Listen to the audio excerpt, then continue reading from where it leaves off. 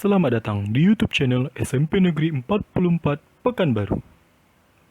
Sebelum memulai video pembelajaran interaktif pada hari ini, jangan lupa like, komen, dan subscribe. Terima kasih.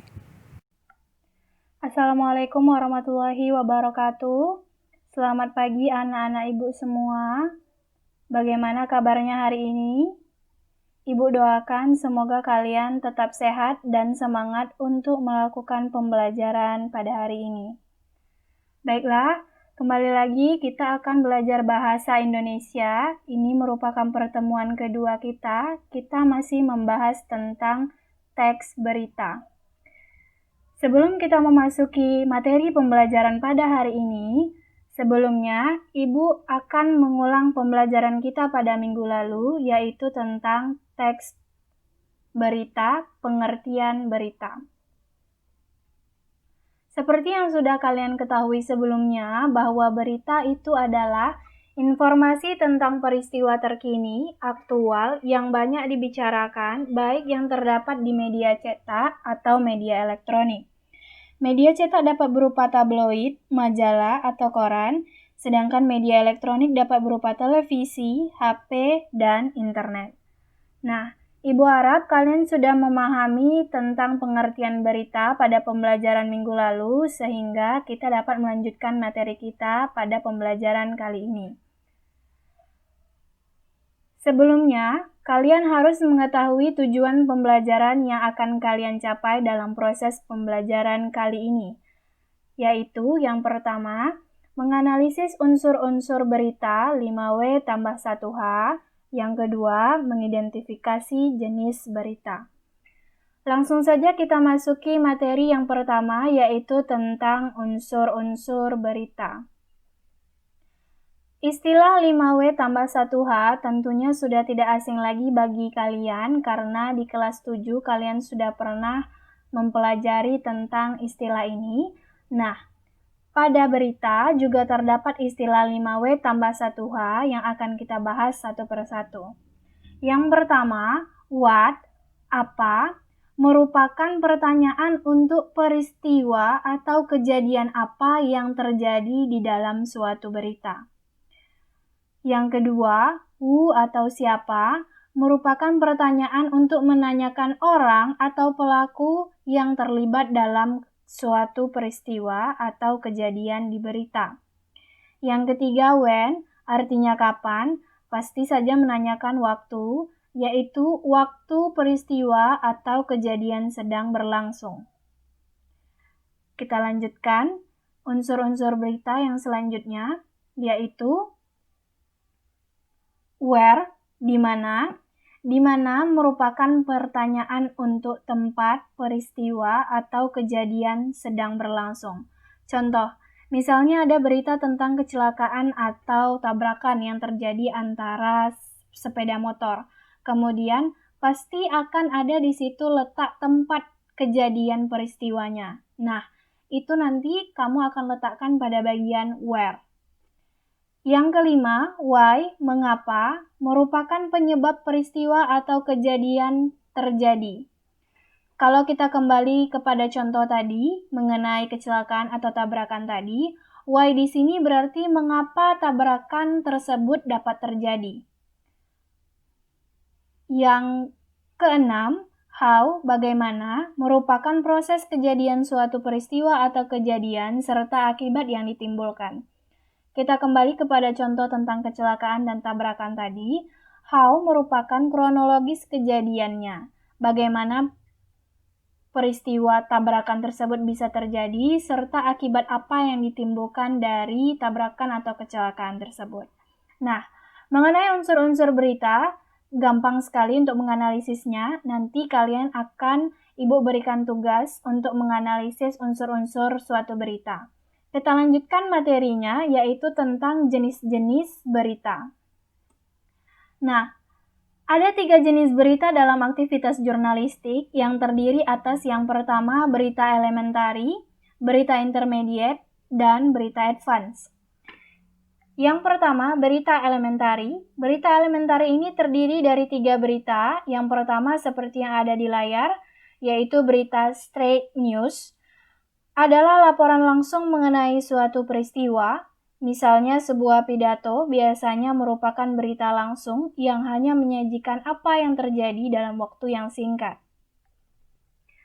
Contohnya, misalnya presiden yang menggelar pidato itu biasanya disiarkan oleh beberapa stasiun televisi secara langsung. Nah, berita tentang pidato yang disampaikan oleh presiden tersebut itu merupakan berita yang tergolong kepada berita elementary straight news karena beritanya disiarkan secara langsung dan terjadi dalam waktu yang singkat. Berita elementary yang selanjutnya, Depth News.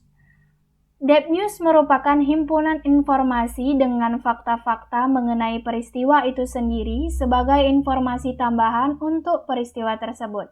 Depth News ini lebih mengutamakan informasi yang berdasarkan fakta, bukan berdasarkan opini atau pendapat orang lain. Yang ketiga, berita elementary comprehensive news merupakan laporan tentang fakta yang bersifat menyeluruh, ditinjau dari berbagai aspek.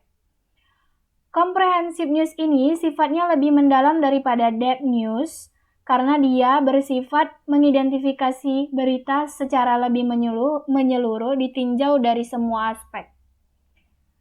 Kita lanjutkan kepada jenis-jenis berita yang kedua, yaitu berita intermediate yang terdiri dari dua berita. Yang pertama, interpretative report. Interpretative report biasanya memfokuskan sebuah isu, masalah, atau peristiwa-peristiwa kontroversial. Namun demikian, fokus laporan beritanya masih berbicara mengenai fakta yang terbukti, bukan opini. Interpretative report ini merupakan berita yang isinya merupakan masalah atau peristiwa yang kontroversial yang sedang menjadi perdebatan pada masyarakat saat ini. Tetap mengutamakan fakta, bukan opini. Berita intermediate yang kedua, feature story. Feature story merupakan berita yang mencari fakta agar dapat menarik perhatian pembacanya. Menjanjikan tentang pengalaman pembaca dengan gaya penulisan dan humor daripada mementingkan informasi yang disajikan. Nah, dalam berita feature story ini, merupakan berita yang tujuan utamanya itu menarik perhatian pembacanya. Dia terdapat humor-humor di dalamnya, kemudian dia lebih mengutamakan untuk menarik pembaca daripada informasi yang disajikan. Kita lanjutkan kepada jenis berita yang ketiga, yaitu berita advance, terdiri dari 3 berita. Yang pertama, depth report. Kalau yang tadi itu depth news, yang ini depth report. Adalah pelaporan jurnalistik yang bersifat mendalam, tajam, lengkap dan utuh tentang suatu peristiwa fenomenal atau aktual. Di dalam depth report ini lebih mengutamakan berita yang bersifat mendalam, lengkap, fenomenal tentang berita yang aktual atau berita yang sedang hangat dibicarakan oleh masyarakat. Berita advance yang kedua, investigative report. Berita jenis ini biasanya memusatkan pada jumlah masalah dan kontroversi. Namun demikian, dalam laporan investigatif, para wartawan melakukan penyelidikan untuk memperoleh fakta yang tersembunyi demi tujuan, dan pelaksanaannya sering ilegal dan tidak etis. Pada berita advance investigative report ini, itu biasanya mereka lebih mengutamakan pada berita yang bersifat kontroversi atau yang menjadi perdebatan di masyarakat, dan pengambilan atau cara mendapatkan beritanya itu biasanya sering ilegal atau tidak etis. Kita lanjut kepada berita advance yang ketiga, yaitu editorial writing. Editorial writing adalah penyajian fakta dan opini yang menafsirkan berita-berita yang penting dan mempengaruhi pendapat umum. Nah, dalam berita advance editorial writing ini, itu mengandung fakta dan opini. Opini dapat berupa pendapat ahli atau pendapat para ahli yang menafsirkan berupa hal-hal yang penting yang dapat mempengaruhi pembaca atau dapat mempengaruhi masyarakat umum. Baiklah anak-anak ibu, itu tadi adalah materi tentang unsur-unsur berita dan jenis-jenis berita. Nah, selanjutnya kalian akan mencoba untuk menganalisis unsur-unsur berita yang 6 tadi, yang 5W tambah 1H, dari berita yang ada pada layar yang berjudul Pegawai Kemenkes ditangkap BNN usai pesta sabu. Senin 1 September 2014 pukul 7:01 WIB. Pewarta ini adalah wartawan bernama Larno. Batam, Antara News ini adalah nama salah satu beritanya atau nama salah satu koran ya. Badan Narkotika Nasional menangkap 3 orang, di mana 2 diantaranya berstatus pegawai negeri sipil setelah mereka berpesta sabu-sabu di sebuah tempat hiburan di Batam, Kepulauan Riau. Kalian bisa baca lebih lengkapnya supaya kalian lebih memahami teks beritanya. Nah, tugas kalian adalah yang pertama, silakan kalian cari jenis berita dari berita yang tadi. Berita tersebut atau berita yang tadi termasuk ke dalam jenis berita ... yaitu berita apa. Tadi kan jenis berita ada 3, nah dia termasuk ke dalam berita yang mana, kemudian apa nama beritanya.